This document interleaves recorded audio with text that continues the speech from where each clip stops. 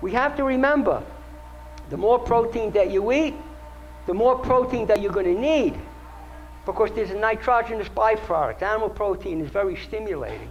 So that great source of strength that we get from animal protein is the body trying to accelerate the removal from your body, which is stimulating.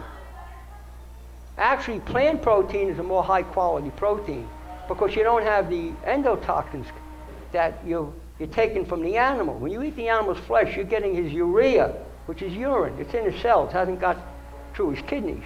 You're also getting this other waste that hasn't been removed through you know where. So animal protein makes you think you're super strong. Some of the strongest people in the world that I knew years ago, they died very young.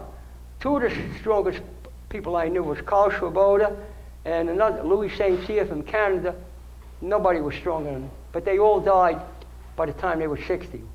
Louis St. Cyr died at 53, the other fellow died at 56. They were diabetics, they had heart disease.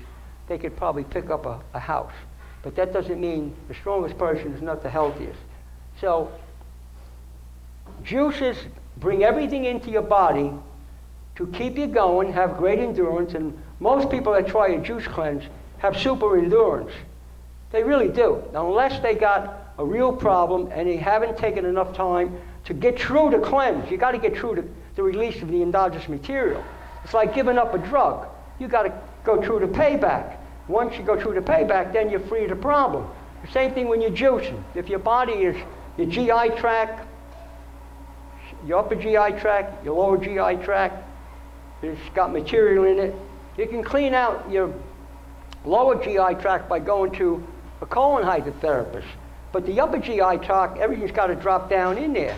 Sometimes because all those folds in there, it doesn't always clear out.